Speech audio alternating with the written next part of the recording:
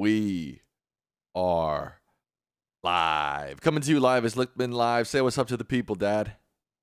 Hey, hello, hello. Big day. Big Lot day. going on. A lot going on. Want to give a quick shout out to the people in the chat. Cinnamon Toast Crunch, Elemental Bot, President Belichick, I Heart New York 2001, Patrick Murray, Terry Green, Mike DeNicola, the Alex Treefire, RBC. Hello, everybody. And a special hello to our members, Dad. Oh, yeah. We need members. If you didn't know, we have moved to a member-based channel. Doesn't mean you can't donate if you still want to donate, but we thought it would be easier for us and for everybody out there to switch this to a member-based channel. I think everybody's liking it so far. I want to give a quick shout out to a couple of our members. Captain M90s, Barry Smith, Andrew, Mike DeNicola, Harry Green, Patrick Murray, Captain M90s. Did I already say that? Maybe so. Hello to our members. One of our captains. Yes, one of our captains. But as you said, you can still donate. Yes. And don't forget, Allan is now on Instagram and TikTok. He's at Allan Lichtman on TikTok and Allan_Lichtman on Instagram. You want to follow me on Instagram? I'm at Sammy Licht, SAMMYLICHT. I don't know why you'd want to follow me there. I don't really post anything. I also have a YouTube channel called Disco, DISKO. Again, I don't know why you'd want to follow me there, but maybe I'll get that channel going if people are interested. But they should follow me, right? They should definitely follow you, yes. Even though I had nothing to do with setting those up, of course. It was all you. Don't tell people that, Dad. Oh, come on. They know I'm an old dinosaur. Right. As you said at the top of the show, Dad, a lot going on. We've got Biden and his classified documents case. We've got Trump and his immunity, and we've got Trump and his disqualification. Where do you want to start? Let's start with the Supreme Court hearing. The Supreme Court held an oral hearing on whether or not they should uphold the state of Colorado's disqualification of Donald Trump to run for president under Section 3 of the 14th Amendment, ratified in 1868 as one of the great Reconstruction amendments, the 13th, 14th, and 15th. And the amendment, to summarize it, Section 3 says, if you previously had sworn an oath to uphold the Constitution and then subsequently engaged in an insurrection or given aid and comfort to an insurrection, you are ineligible to run for a federal office. Now, this issue posed very important constitutional questions of interpreting the 14th Amendment and deciding whether or not it covered Donald Trump as someone who clearly had sworn an oath to uphold the Constitution and, in my view, clearly engaged in an insurrection. Instead, the court really sidestepped the most important and fundamental issues here. They didn't even raise the issue of insurrection until 53 minutes into Trump's lawyer's presentation, after lobbing meaningless softball questions at him. And then when they got to some of the key issues, they did not seem to have either read, for the most part, or understood the amicus brief that I submitted along with 24 of the nation's leading historians. Somehow, except maybe for Justice Sotomayor, that got completely lost, including by some of the court liberals. Justice Jackson seemed to say there was some ambiguity as to whether the president was covered under Section 3, as if those firmly anti-Confederate, firmly partisan Republicans who crafted the amendment were worried about a ex-Confederate running for dog catcher, but didn't care if they ran for president. There was no ambiguity, as we pointed out in our amicus brief. The issue was explicitly raised in the debates over Section 3 by an opponent, of course, of Section 3 in the 14th Amendment, Democratic Senator Reverdy Johnson of my home state, your once home state of Maryland. He said, why'd you leave out the president?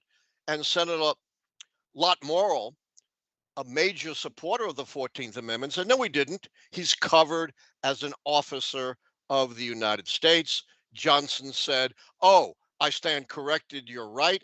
And no senator and no representative arose to challenge the idea that the president is clearly an officer of the United States. And if that isn't enough, 4 years later, the decision makers in Congress were passing an amnesty bill to allow the ex-Confederates who were disqualified under Section 3 to now run for office. And they explicitly excluded the former Confederate President Jefferson Davis because they explicitly recognized he was excluded from running for president under Section 3. But if they gave him amnesty and removed the disqualification, he could run for president. And again, there's no ambiguity here.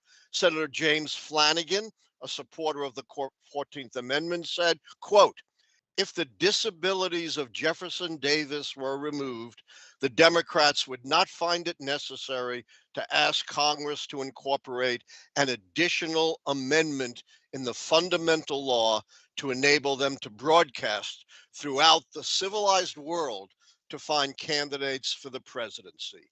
No, sir. They would go no further than Jefferson Davis, who still lives. No ambiguity here. Jefferson Davis was disqualified under Section 3 for running for president, and they explicitly would not remove the disqualification because they were afraid the Democrats would nominate him for president. The other big issue was, does enforcement of Section 3 require an act of Congress? And again, there's no ambiguity here. Thousands of ex-Confederates, including Jefferson Davis, were disqualified the moment the states ratified Section 3 of the 14th Amendment in 1868. Not a single one of them, including Jefferson Davis, was disqualified under an act of Congress, and not a single one of them was actually convicted of any crime associated with the rebellion. Look even further. Jefferson Davis tried to use his disqualification to run for president, which he recognized happened the moment the 14th Amendment was ratified, to try to quash his prosecution for treason, saying it was double jeopardy. And the two judges agreed that he was disqualified, but they didn't agree on whether it would quash the prosecution, and eventually the prosecution was dropped. No precedent for an act of Congress or a conviction. So instead of looking at the plain meaning and historical interpretation of Section 3 and determining, A, did the president, former president, swear an oath to uphold the Constitution? Of course he did. Did he engage in insurrection? Of course. Trump's lawyer gave an absurd argument saying it wasn't an insurrection, it was just a riot. Absurd. A riot is purposeless. This was not purposeless. It was directed explicitly at undermining our democracy, undermining our form of government by stopping the ratification of the will of the voters in the 2020 presidential election. None of the justices really challenged that. And in addition, Trump's lawyers made an equally absurd argument that you can't deny Trump being on the ballot because if he gets elected, then maybe 2/3 of Congress, which you can do under Section 3, will relieve him of his disqualification. Come on, 2/3 of Congress can't agree on how to spell their own names, much less on something this important. What is far more likely would be if Trump stays in the ballot, even though he's disqualified under Section 3, and then gets elected, you'll have an enormous constitutional crisis because the amendment says he can't serve, and who knows what might happen then. And so the court should have made the following determinations. Did Trump swear an oath? Of course he did. Did he engage in insurrection? Of course he did. the two courts, both courts in Colorado that looked at it found he did after factual hearings. The January 6th committee found that he did. So he engaged in an insurrection. Is the office of the president covered? Of course he is. Does it require an act of Congress? No, he doesn't. What the Supreme Court seemed to want to do is just take an off ramp, not deal with the monumental questions, but basically, I think what they're probably going to do is say Colorado was wrong because individual states shouldn't be able to decide a presidential election. Well, the lawyers for the plaintiffs in the Colorado case answered that. They said, you're the Supreme Court.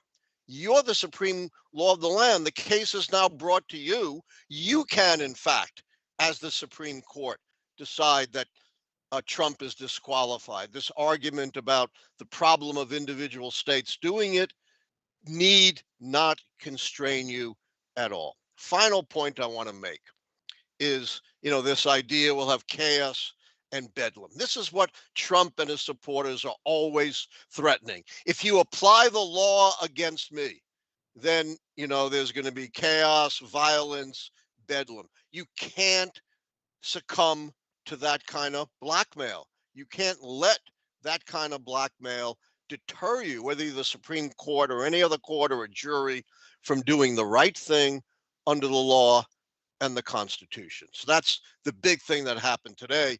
As you say, there are two other big things going on. Wow. That was good, Dad. Thank you.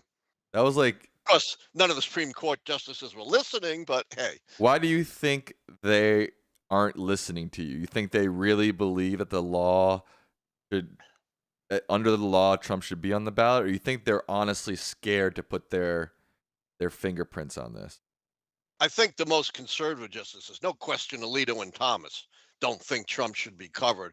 Maybe some of the other conservatives think the same way, but I think across the ideological spectrum, they were frightened. They do not want to deal with this question.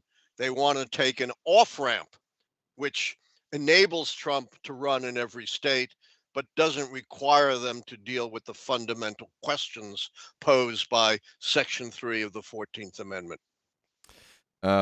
What about his immunity trial? Big news this week. You talked about it in one of your shorts, but do you want to elaborate on that? You win one, you lose one. He hasn't won yet at the Supreme Court, but I'd say the chances of him losing on the disqualification issue are slim and none. But he lost decisively, as he should have, as virtually every scholar who's looked at this has agreed. A president does not have absolute immunity from crimes committed while in office. That's been recognized for decades. President Gerald Ford, a Republican, fully recognized that when he pardoned Richard Nixon for any crimes he committed while president. If a president was absolutely immune from any crimes committed by president, then such a pardon would not have been needed. And as the justices pointed out in their excellent, unanimous opinion, bipartisan, 2 Democratic appointed judges, 1 Republican appointed judges, the president is not a king. He is not above the law. And under the tortured interpretation of Trump's lawyers, a president could order Team SEAL 6 to assassinate all his political opponents and could not be prosecuted for that unless he is impeached, tried, and convicted. Of course, he could imprison all the senators so you never get a vote on impeachment. And under that crazy theory, he would be immune from prosecution. Moreover, in this excellent opinion, the DC Court of Appeals also said, we're not talking about some minor transgression here. Although Trump is innocent until proven guilty, he is being charged with the most serious imaginable crime, undermining and attempting to destroy American democracy. No way he should get immunity from that. Now, they also did something really smart. Instead of letting Trump delay for 3 months as he could have before appealing to the Supreme Court, they said, you have until this coming Monday. You have 6 days to decide whether you're going to go to the Supreme Court or not. Now, the Supreme Court can go in many different directions. I have said, I think, on this show before, I don't think they'll take the case. I think they'll deny what's called cert and simply let the Court of Appeals opinion stand. They kind of then politically split the baby, right? Give Trump a victory on disqualification and a loss on immunity. And, the immunity question is not a close one. There were really no arguments to be made in saying a president could commit the worst kind of crimes and be immune from it. So they could take it and put it on the rocket docket, make a decision shortly. Or worst case, they could take it and delay until the end of June, or even in a worse yet case, delay until the beginning of the next term in the fall. This is so important because until the Supreme Court resolves the issue one way or another, Trump's trial in DC on his attempts to overturn our democracy cannot take place. And a recent poll shows overwhelmingly about 2/3 of the American people, including about half of Republicans, want this to be resolved. They want to know whether Donald Trump is guilty of attempting to overturn our democracy or not. This is an important question. And if you think the people should decide, regardless of the 14th Amendment, whether Trump should be elected, surely you would think the people should decide with full knowledge of the implications of what Trump is accused of having done. Good point. You want to talk a little bit about the Biden documents case? Yeah. On one hand, I heard that the judge made it very clear how his handling Special counsel. the special counsel made it very clear how Biden and Trump differed, which helped Trump a lot in terms of handling. No, helped Biden a lot. That's what I meant. Yes. Yeah. But I also heard that they said something about how he's some old doddering man and can't remember anything. I know. That might have hurt him a little bit, don't you think? Of course it did. I just saw the big headline in the Heritage, one of the conservative websites, might have been Heritage, saying special counsel absolves Joe Biden because of diminished capacity. Right. Well, they did say that in passing, but that was not the fundamental distinction between Donald Trump and the classified documents and Joe Biden. The critical distinction was Donald Trump delayed for more than a year after the National Archives said, you've got to return these documents. He returned some, but kept hundreds more. He was then subpoenaed, and he only returned some of the documents and lied about having returned them all. And according to the indictment, hid documents, concealed them. That's, if he had just returned the documents like Biden did when he was first asked to, he never would have been indicted for crime. The difference is fundamental. It has nothing to do with diminished capacity. That was unfortunate throwaway line. By the way, in terms of not recollecting things, remember the forgotten Robert Mueller? And he sent, all of these written questions to Donald Trump. And how did Donald Trump answer virtually all of them? Do you remember? He said, I can't recall. I can't recall. Biden couldn't recall one thing. Trump couldn't recall dozens upon dozens upon dozens of things, so this is kind of absurd. And, against the Hillary Clinton treatment. Remember back in 2016, Justice decided not to indict Hillary Clinton, but James Comey, the head of the FBI, went through a lengthy critique. Same thing here. Look, if you don't indict someone, if you're a special counsel, you have nothing to say. You don't impugn them. You just say no indictment.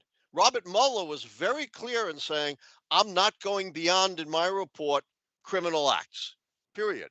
If you're not indicting someone, you don't attack them. But you know that the Republicans are going to use that one line as if that was, all that was said in this 400-page report. Right. You got to give right-wing media credit. They really do run with nothing. I mean, they get a crumb and they run for 5,000 miles with it, right? They're so good at it. And now they're in Russia. Tucker Carlson, the darling of the right wing, pumping up Vladimir Putin. Republicans used to be the great bulwark against Russian aggression.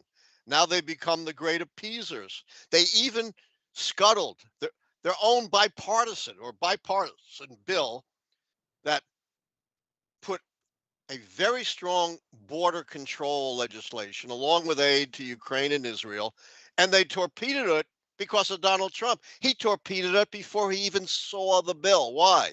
Because he doesn't want to solve the border.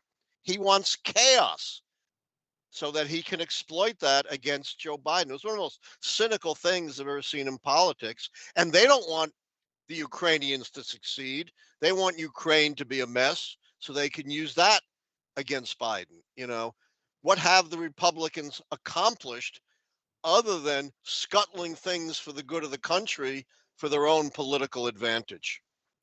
Of these three occurrences this week, of the Biden court document, of the Biden classified no charges, the immunity, or the Supreme Court disqualification, which do you think has rank them from most important to least important? Well, they're all important, but I think by far most important is the immunity decision. This is Donald Trump's ace in the hole that he's trying to play to delay the big trial on his involvement in the attempt to overturn the election until after the 2024 election. And really, his only card is immunity, because normally you don't bring motions unless you're convicted. But this is, a dispositive motion that you can bring in advance. And as long as it's unresolved, the case gets postponed.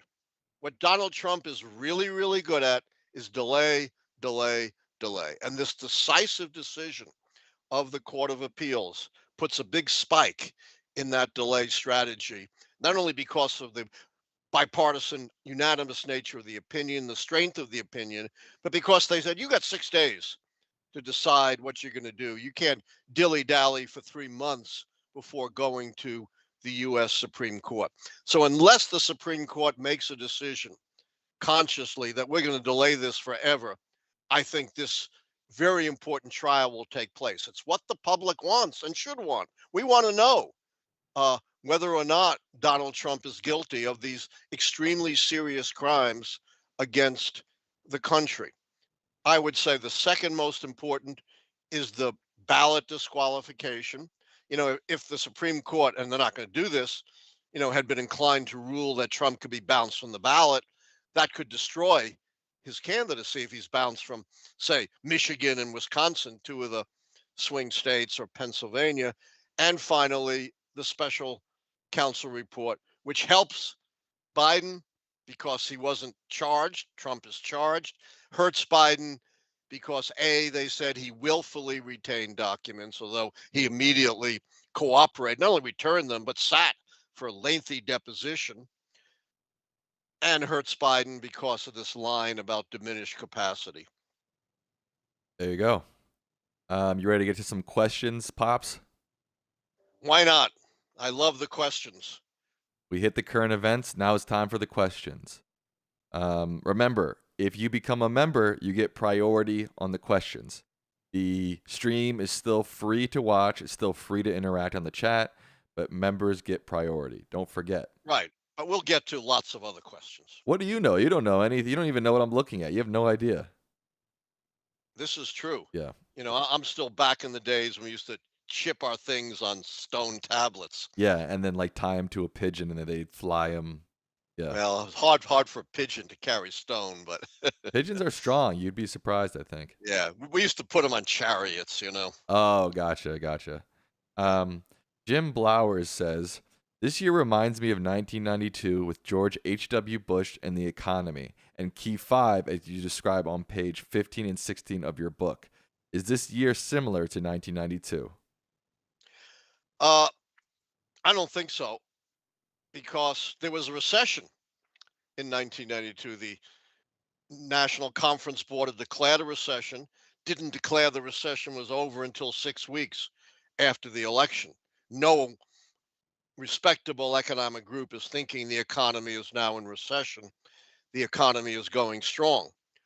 H.W. Bush had another major disability that Joe Biden doesn't have, and that is the lack of policy change. He basically was very good on foreign policy and won the foreign policy success key, but he admitted that when he came to domestic policy, quote, he lacked the vision thing.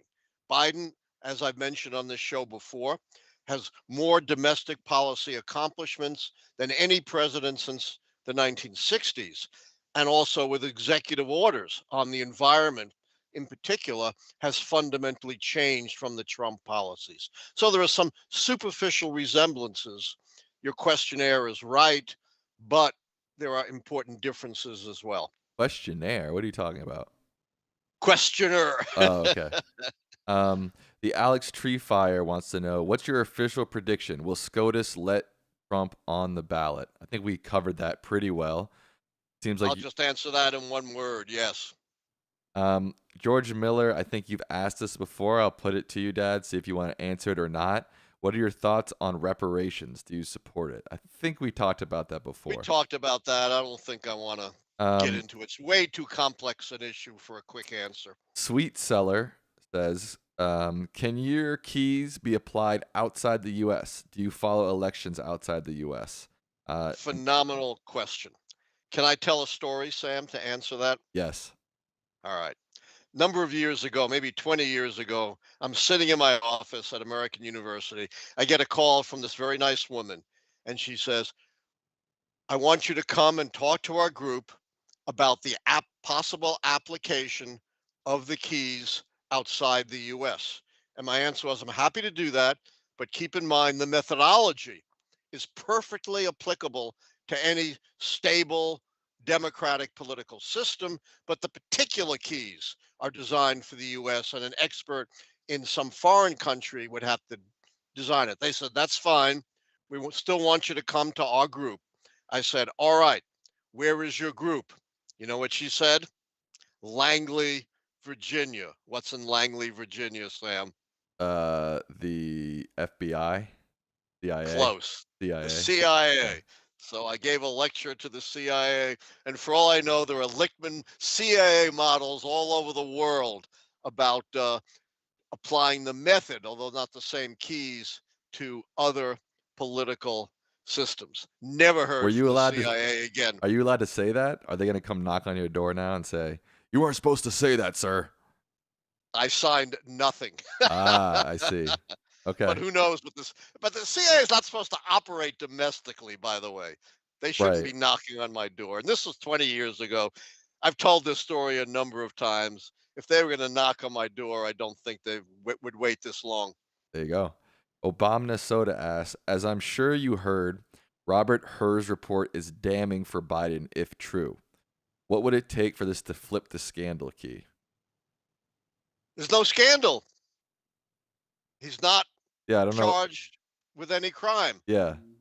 I don't know what you mean by that. Yeah. I mean, he's exonerated. And the report very clearly spelled out the fundamental differences between the Trump situation and the Biden situation, and why Trump was indicted and Biden was not. That's why the right wing has seized upon, this side issue of Joe Biden, being a befuddled old man.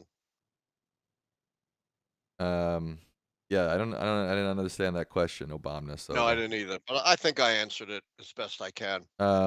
Cinnamon Toast Crunch asks, with a $20 donation. Thank you so much for that. Nice, thank you. RFK has been polling at 8% and 9% in the last few polls I've seen. If he continues at 8 and 9%, but Wes and Stein have 2% combined, where would the third party key stand? One candidate has got to poll at least at 10%. And the thing about RFK Jr. is he's been fading. His appeal is getting pretty old. Frankly, if his name was Sam Lichtman, he'd be at 2%. Stop making that joke, man. That's insulting to me, okay? You keep making that joke. Oh, what they used to say about Ted Kennedy when he wanted to run for president. If his name was Ted Smith, he'd have, absolutely no chance. The Kennedy name still carries some cachet, although his whole family, of course, has repudiated him. So, it looks, for a while, it looked like the third party key might turn, but increasingly, it doesn't seem likely that it's going to turn. But we want to wait, until things settle out a little bit longer. The other thing, there's so much going on involving Biden and Trump that Kennedy can't make news anymore. And Right. by the way, these other candidates, they may be polling at 3 or 4%. Cut that in half. They're going to be down around 1%, probably even less than half. Um, Member Patrick Murray asks, could you briefly explain the party switch? What were some major turning points and key figures? Yeah, there have been some major party shifts. The big party shifts occurred after the 1994 midterm elections, when you had when the Republicans won big. They recaptured both houses of Congress for the first time since 1954, the first time in 40 years. And they had a lot of momentum, and there was some very important party shifts around that time. Senator Shelby, who I think is still around, I think he's from Alabama, Ben Nighthorse Johnson of Colorado, some lesser known figures. There was recently a black Democratic state official that switched to Republicans. But the big consequential shift occurred back around the time of the 1994 midterm elections. Derek Taylor asks, if Joe Biden loses the presidency, they will say they should have replaced him instead of running for a second term. What do you think about that?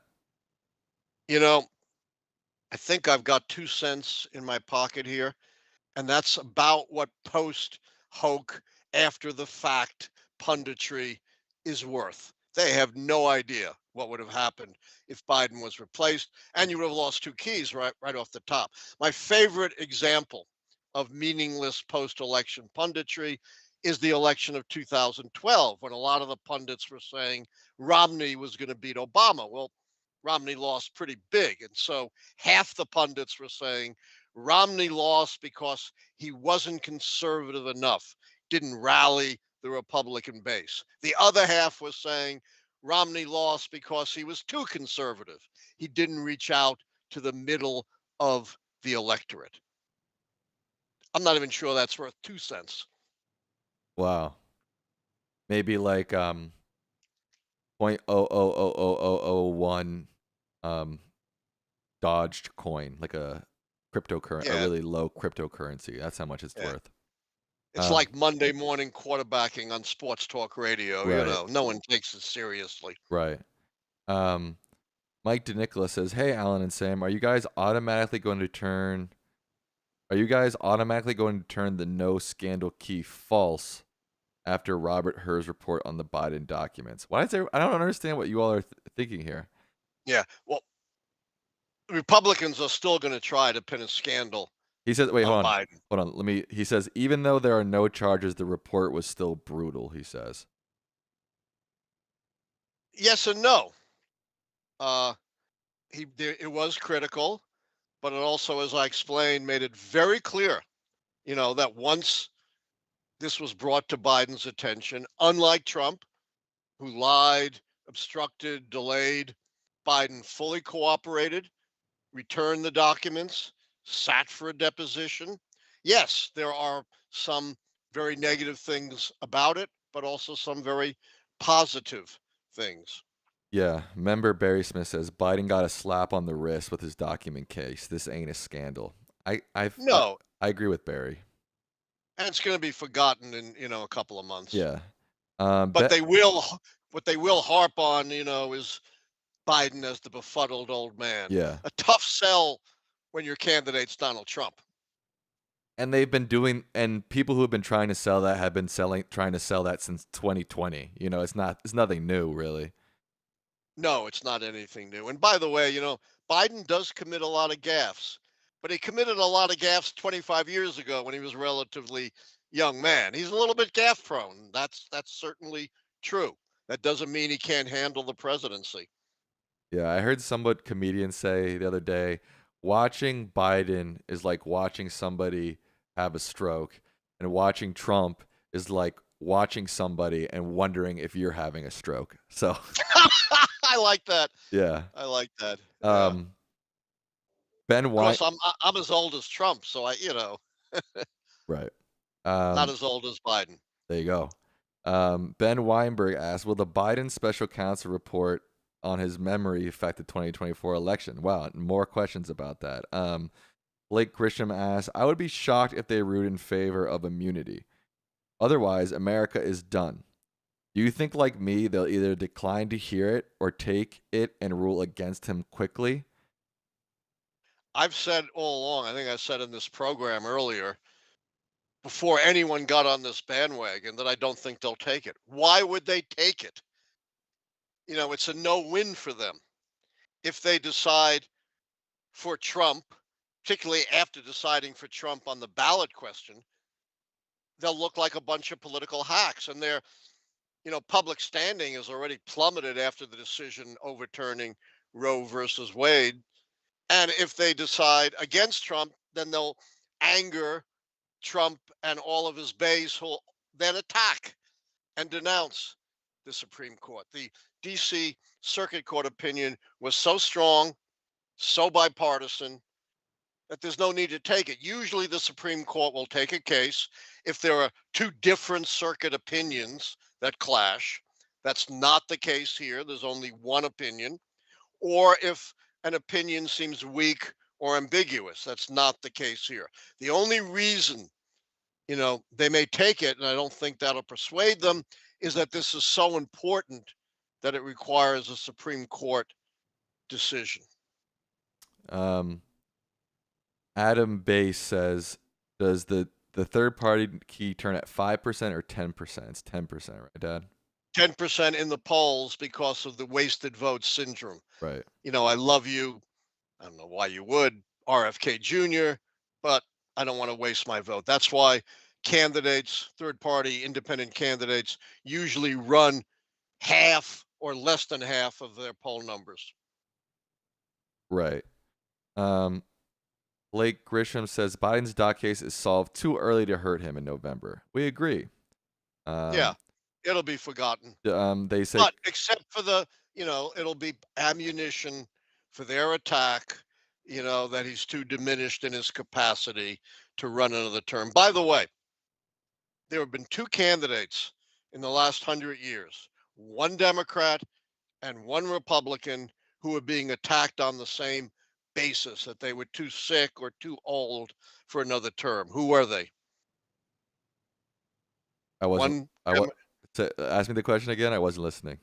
One Democrat, one Republican in Right. the last 100 years Right. were also attacked because they were too old or too sick Okay. to shoulder another term. FDR and Reagan. Right on, Sam. Oh, yes. let's go, dude. Right. FDR in 1944 and Reagan in 1984. And how did they do in those elections? Pretty darn well. They both won in close to landslides. Do you think in fact, 84 was a landslide and 44 was close. Do you think the Carlson thing in Russia is going to hurt the GOP? Unless it turns a key, it doesn't affect my prediction. But in terms of the debates, the arguments, the atmospherics, it's a terrible thing for the GOP. As I have said, GOP used to be the bulwark, against Russian Soviet aggression. Now a big segment of the party has turned into appeasers, apparently for no other reason than to keep the turmoil going in Ukraine for political purposes, or because they admire dictators like Putin and Kim Il-jung and Viktor Orban. It was funny. I didn't watch the interview, but I saw Tucker Carlson's intro to the interview, and he's talking about, you need to hear from everybody to avoid government propaganda. And talking about the truth and all that, and then he goes and sits down in front of a guy who is only going to give him the government propaganda and only going to lie to him. So, Right, a guy who murders his political opponents, right, jails them, throws them in these horrible prisons, doesn't let them run. right. I think sometimes maybe we don't need to hear the perspective of everybody. I think We know Putin's perspective. Come on. We know everything out of his mouth is purely self serving, has no relationship to truth whatsoever. Sound familiar? going. Um, No, we don't need to hear Tucker Carlson, the appeaser, uh, giving Putin the stage. That legitimizes him. Can you imagine uh, an American journalist giving Adolf Hitler the stage? Come on. right, and he was also complaining that the media only interviews Zelensky and not Putin. That's like saying like, "Oh, the media only interviewed Winston Churchill and never Hitler." It's like, Yeah. come on, And by bro. the way, that's a lie. And that was exposed even by the Kremlin itself, which says, "Oh, we are constantly getting requests from Western journalists to interview Putin, and we always turn them down." So remember in the settlement of the big lawsuit where Fox News paid almost $1 billion to settle it, one of the admissions was that Tucker Carlson is not a real journalist dealing in facts. He's just an entertainer. Kind of That like, was an explicit admission of Fox News. kind of like me. I'm not a real journalist here. I'm just here to entertain people. Oh, but you knew about FDR and Reagan. I bet Tucker Carlson didn't know that. I was interviewed by Tucker Carlson a few times, like 20 years ago, and he was fine. He was, a straightforward, conservative, but, a decent journalist, not biased, not pro Soviet or anything like that, not pro dictators. But he realized, where is the big money? The big money is turning to the right. And I don't know exactly what his salary was, but I've heard it was north of $10 million a year. How much are you paying me to host this show? Not I had that. I had that 2 cents in my pocket. Oh, right. Remember? Not $10 Yeah, million, I'll tell you that much. yeah. Member Barry Smith says, "Does Biden have any key changing major foreign policy successes? You said on several occasions that Biden successfully got together a coalition against Russia." Right. But that seems to not have penetrated or, gotten lost in the stalemate in Ukraine. To achieve the foreign policy success key, not impossible. That would have to be some pretty decisive turnarounds in Ukraine, or Biden brokering a ceasefire in Gaza and release of the remaining hostages. Just Deanie with a $2 donation. Thank you, Just Deanie. And Elemental Bot joined as a member. Thank you so much. Remember, guys, join as a member today. Andrew Jones. Yeah, it's barely the cost of a candy bar, right? Yeah. Where you made me lose my space, dude, my spot. For that. You'll come back. You're young and sharp. Yeah. You're not Joe Biden. Andrew Jones with an interesting question. They say, "How did you determine the long-term economy key for the 19th century elections?" Uh, it was not easy. It's one reason among many I didn't go back beyond 1860. I used estimates developed by economists, There even you though we go. didn't have official figures. Wasn't that hard. Member Jeff Crusan says the Nevada elections clearly show Trump will meddle with democracy if he wins because it was set up for only him to win any delegates. He completely rigged it. Do you think it's being ignored? Do you think this is being ignored too much? It's being way ignored. I mean, there's so many other big things going on that's kind of swamped. But you were very smart to bring it up, because just another of, you know, I'd have to take my shoes off to count the number of ways in which Donald Trump has subverted our democracy. Let me just highlight one thing. We can point to, the insurrection, the rigging of elections, but at core, the most fundamental thing that Donald Trump has done, I think, to destroy democracy has been to destroy truth. Once you lose truth, you lose any control over your democratic destiny. And Donald Trump, ever since he's burst on the political scene, has done his best to sabotage and blow up the truth and replace the truth with whatever at the moment serves his own purposes. And that is truly frightening. That's the big lie. And that's the bedrock of dictatorships throughout world history. Who are some pre-Civil War presidential candidates that can be considered charismatic? Oh, it's very hard back in those days. Andrew Jackson, George Washington, primarily because they were both great war heroes. Remember, back in those days, candidates didn't campaign. Presidents were almost never seen. No radio, no television, no automobiles, just the beginning of the train system. But certainly Andrew Jackson and George Washington would qualify. What do you think about Marianne Williamson dropping out, Dad? She said she's suspending her campaign. Has anyone noticed?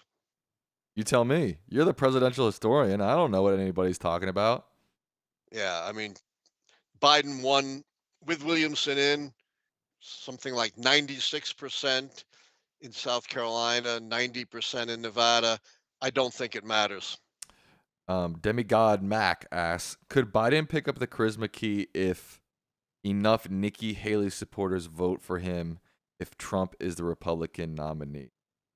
That doesn't go to his charisma. That really goes to Nikki Haley voters being revolted by Donald Trump. And again, that's not the way the keys work. We don't try to parse out, what individual voters are doing.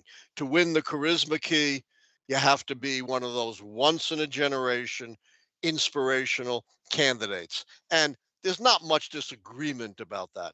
No one is going to claim that Richard Nixon or William Howard Taft or, you know, John Kerry were charismatic, but we know Ronald Reagan, Teddy Roosevelt, Franklin Roosevelt. It's not hard. They're very rare. Um, someone said you love RFK Jr. question mark. I think he was saying I don't know why someone would love RFK Jr. Right, Dad? Exactly. I Yeah. hardly love RFK Jr. I think he's a pernicious anti-science, candidate who can only be a spoiler and has a perverse, not an uplifting message. Have you retroactively changed key calls like in 16? I've not retroactively changed any keys. Someone just donated $500. What? Must be Elon Musk. Wow. Black Lemur 2009. Wow. Thank you. Holy By cow. far, by a huge margin, our biggest donation ever. But I hope it starts the snowball rolling. I saw that and I thought, oh, that must be some other currency and it equals, like $20, but it's dollars. Right. Holy moly. Oh, wow. Well, Black Lemur 2009, thank you so much. And their question is, the GOP. They can ask two questions. Right. The GOP, Goons of Putin, in their words, will probably be looking to do a partisan sham impeachment of Biden on these documents. Since it looks like it's completely partisan, would the scandal key still be safe? You think that's going to happen, Dad? I think it's a fair chance. Really? You think they're going to try happen. to impeach him over these documents? They'll try to impeach him over nothing. But now at least they could point to something, even though it obviously there's no high crimes and misdemeanors, no crime of any kind involved here, and certainly no subversion of the American people. But they're trying to impeach, and they came close. The Homeland Secretary on nothing. They at least have tried to develop an impeachment case against Biden on nothing. At least now, however bogus, they have something to point to, but that won't turn the scandal key if it's just Republicans mongering. Remember, there has to be at least some bipartisan recognition of wrongdoing. Right. Well, thank you for that donation. That was And it was a Incredible. very good question. And, that could happen. As Um, crazy as it sounds. Member Elemental Bot says, "What needs to happen for there to be a good chance of 3 consecutive terms of the same party in the White House?" Uh, the outgoing president has to govern really, really well. It's been a very long time since we've seen that. When was the last time a party had 3 consecutive terms? Do you remember? Yes, of course. FDR. Nope. Give me another shot. Republicans in the 80s. 2 Oh, terms for Reagan and 1 term for H.W. Bush. right. There you go. I think I guess my streak ends there. Yeah, and one of the reasons it's hard is because of the keys. If a president serves 2 terms, he can't run again, so you lose the incumbency key, and you likely lose the party battle key, as we saw when Obama couldn't run again in 2016. You had the big fight between Sanders and Clinton. Member Terry Green asks, "Will Phillips drop out um a year Super Tuesday, or will it not matter?" It doesn't matter. Yeah. He's barely registering. There's no serious contest for the Biden nomination. I've heard Phillips say he's not dropping out as a matter of principle. Well, what principle, other than his own self aggrandizement, is he pushing here? I haven't heard him develop a set of alternative principles to those that Joe Biden stands for. Do you think Hillary Clinton would have won in 2016 if Comey didn't reopen the email case 10 days before the election, even though the keys were against her? Of course not. I made my prediction and I stuck by it. And of course, I don't answer those kind of hypotheticals, because if one thing changes, everything changes. But my prediction had nothing to do, and I've said this many times, it was made before Comey, and I stuck with it. He's sticking with it, folks. Right, Dad? I always stick with it. I'm always out on that limb, and I know there are a lot of people out there who would love to saw it off. Yikes, that's scary, man. That's scary, but I'm resilient. I ran 6 miles today. Let's give him a round of applause. Give him a clapping hands emoji in the chat. Also, Yeah. our members have custom original emojis they can use in the chat too. So if you want to use those, you can too. Pierre Home. Can I come off camera for 1 minute? I want to get something I want to show our audience. Can I do that? Yes, go ahead. Hello, everybody. It's just me now. If you have any specific questions for me, let me know. I've been thinking about maybe doing my own live streams.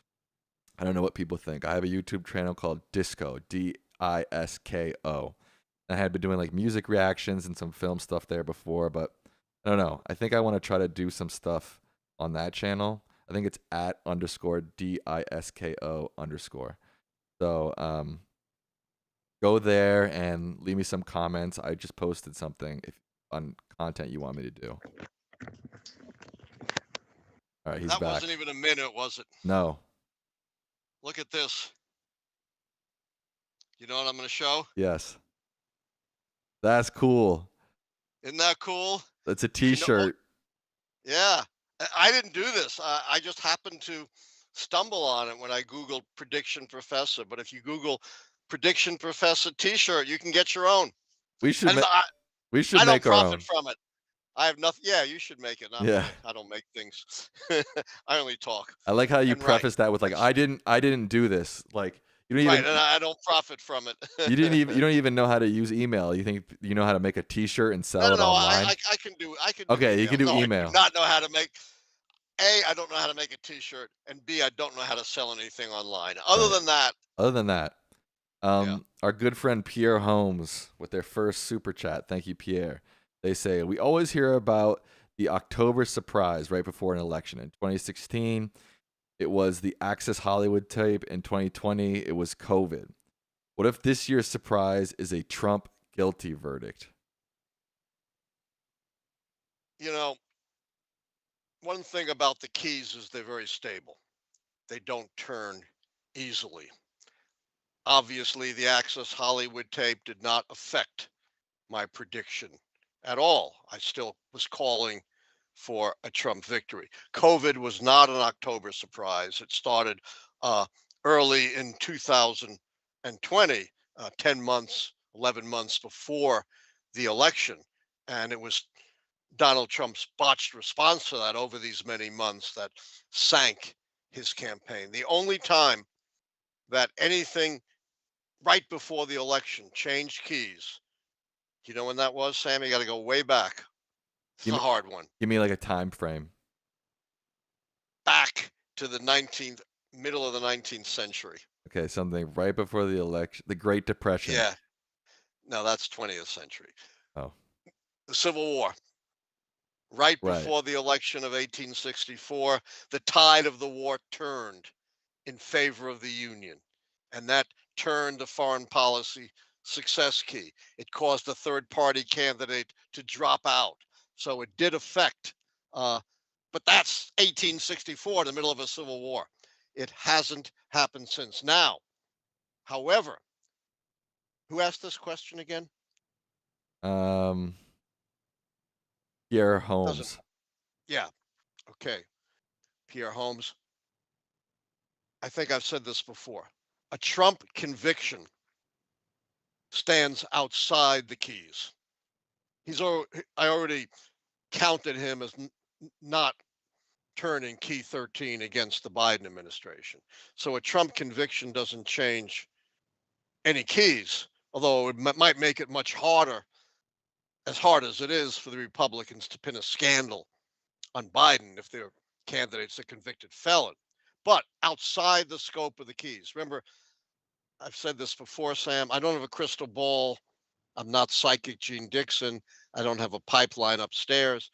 My system is based on history and it's very robust because it goes back to 1860. But there could be such a cataclysmic event outside the scope of the keys that could affect an election, and a Trump felony conviction, particularly in the most serious case involving his attempt to undermine our democracy, could shake things up to the extent that he gets bounced as the Republican candidate, or if he continues, a effect on the election outside the scope of the keys. New member Elemental Bot says, if there's a ceasefire in Gaza, but it's brokered by Qatar or some other third party rather than Biden, how does that affect the foreign policy victory key? Well, I don't like to answer hypotheticals too much. Obviously, it would depend upon the details, but I can't imagine that there will be a deal for a ceasefire and hostage release in which the Biden administration is not deeply involved. Yes, Qatar will be involved too, but the Biden administration is going to have to weigh in very heavily to influence Israel on this.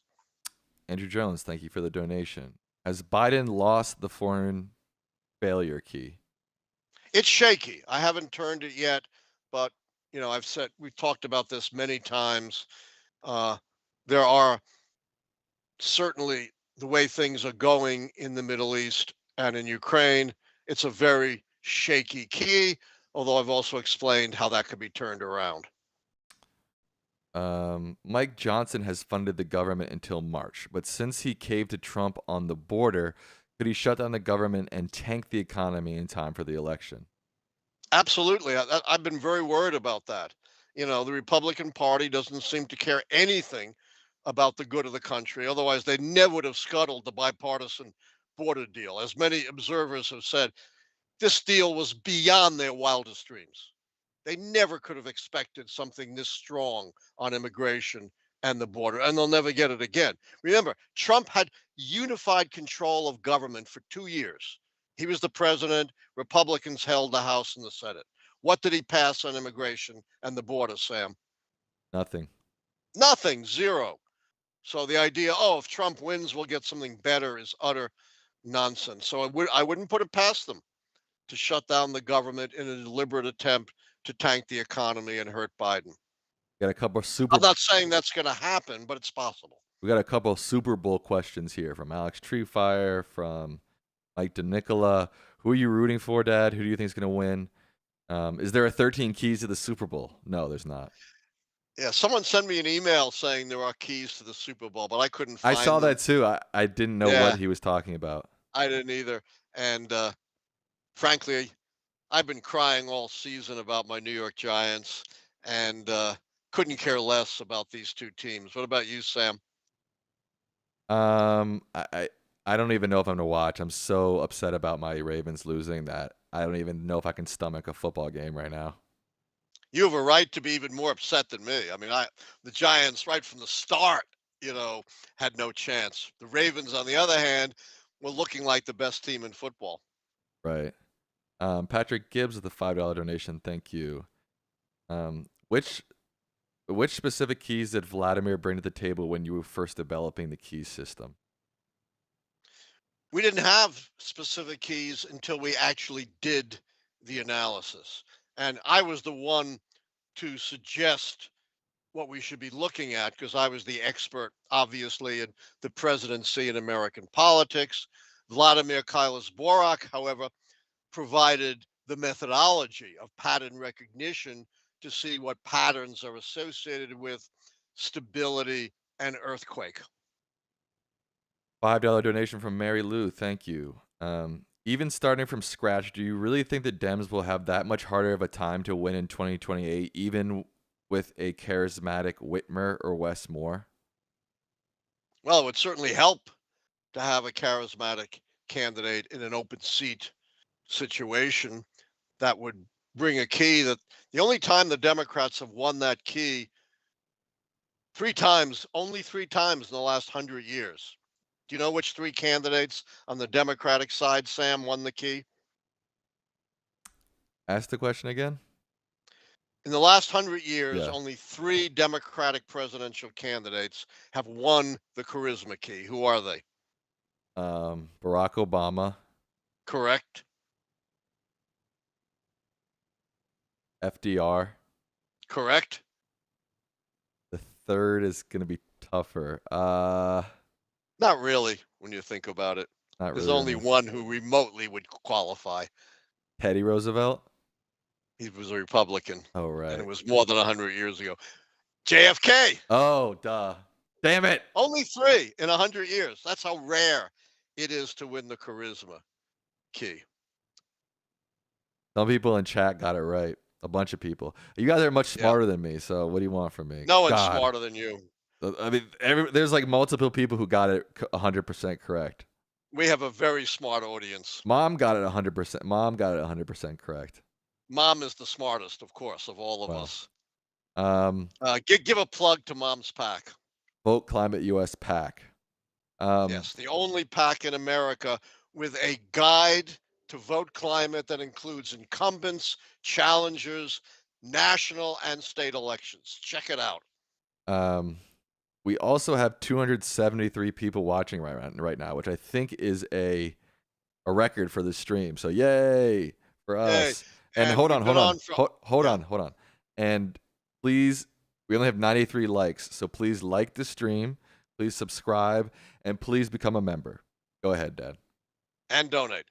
Now I forget what I was going to say. All right. now that you stopped me here. Oh, I know what I was going to say. We've been going for about an hour and 5 minutes. So let's maybe take a couple more questions. I did run 6 miles and do an hour gym workout. So I'm winding down a bit. Right. What do you think about Republicans increasingly supporting ranked choice voting? I'm really surprised. I guess they think because they don't really command a majority that ranked choice voting might help them win even when they're not in the majority. But I don't see a great groundswell of Republican support for ranked choice voting. If your key's final prediction is a Trump win, will you be rooting for them to be wrong? That is a great question. Probably. Do you keep in touch with other presidential historians like Michael Beschloss, Douglas Brinkley? Brinkley! Actually, I've been pretty friendly with Brinkley lately. I've met Beschloss a few times. Bob Dallek is my favorite president. He's gotten fairly old. He's like 10 years older than me, but we've been pretty close, I would say. And probably J. Morgan Cowser, from professor emeritus at Caltech, and my very dear friend who worked with me as the prime mover of our amicus brief, the great Vernon Burton, distinguished professor of history at Clemson. All right, with that, I think we will wind down here. Thank you so much, everybody, for watching. Dad, you have any final words for this week's stream? Yes, as the great late comedian Rosanna Rosanna Dana once said, "There's always something." And this week there's been at least 3 huge somethings that we've had to cover, and it's not going to stop in this election year. So stay tuned. Stay tuned, folks. Thank you for watching. We are so happy to have you here watching this show. Have a good night. Have a good weekend. We'll see you next week. Bye-bye.